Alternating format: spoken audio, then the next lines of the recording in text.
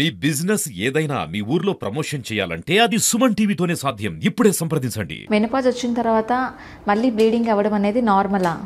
Hi, I'm doctor Yamuna, obstetrician gynaecologist from Visakhapatnam. మన Indian సినారియోలో 45 to 50 years వచ్చేసరికి మహిళల్లో పీరియడ్స్ అనేవి ఆగిపోతాయి. ఎప్పుడైతే ఈ పీరియడ్స్ 1 year కాలం ఆగిపోతాయో అప్పుడే మెనోపాజ్ వచ్చినట్టు లెక్క.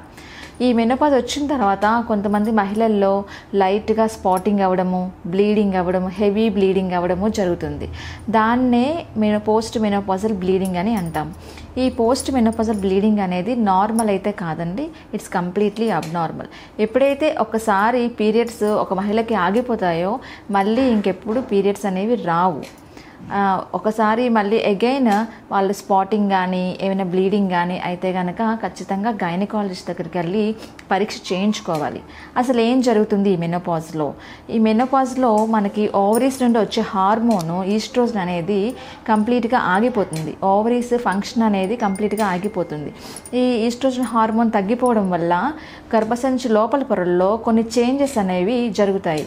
80 to 90% ఉమెన్లో ఈ గర్భసంచి పొరలో చాలా పల్చబడిపోతూ ఉంటుంది. దాన్నే అట్రోఫిక్ ఎండోమెట్రియం అంటారు. దానివల్ల కూడా మనకి బ్లీడింగ్ అయ్యే ఛాన్సెస్ ఎక్కువ ఉంటాయి.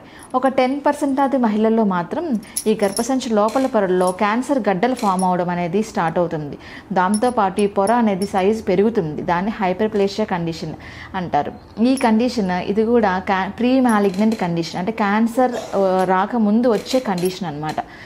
దాంతోపాటు కొన్నిసార్లు ఈ మహిళల్లో పాలిప్స్ అనేవి కూడా ఫామ్ అవుతూ ఉంటాయి గర్భసంచి లోపల. ఇవి నాన్ క్యాన్సర్ కణితులు అన్నమాట. కొన్నిసార్లు గర్భసంచి ముఖద్వారం దగ్గర క్యాన్సర్ ఫామ్ అయ్యే ఛాన్సెస్ కూడా ఉంటుంది. ఇది సర్వైకల్ క్యాన్సర్ అని చెప్పి. మిగిలిన 10% అది ఉమెన్లో ఈ గర్భసంచి లోపల పొరలో క్యాన్సర్ గడ్డలు అనేవి ఫామ్ అవుతాయి అన్నమాట. దానివల్ల కూడా బ్లీడింగ్ జరిగే ఛాన్సెస్ అనేవి ఉన్నాయి. కొన్నిసార్లు ఈ గర్భసంచి లోపల పొర ఉబ్బడం అనేది జరుగుతుంది. దాన్ని హైపర్ప్లేషియా కండిషన్ అంటారు. ఇది క్యాన్సర్ వచ్చే ముందు స్టేజ్ అనమాట, ప్రీ మాలిగ్నెంట్ కండిషన్.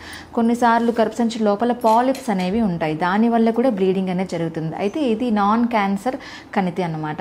కొన్నిసార్లు గర్భసంచి ముఖద్వారం దగ్గర క్యాన్సర్ అనేది ఫామ్ అవుతుంది. ఇదే సర్వైకల్ క్యాన్సర్. దీనివల్ల కూడా బ్లీడింగ్ అనేది వస్తుంది ఈ మెనోపాజల్ ఉమెన్లో. సో మీకు వచ్చే బ్లీడింగ్ 80 to 90% హార్మోనల్ చేంజెస్ వల్ల వచ్చిన బ్లీడింగా, లేకపోతే 10% ఈ క్యాన్సర్ వల్ల వచ్చిన బ్లీడింగా అనేది ఖచ్చితంగా తెలుసుకోవాలి. సో తెలుసుకోవాలంటే మీరు గైనకాలజిస్ట్ దగ్గరికి వెళ్ళి పరీక్ష చేయించుకోవాలి.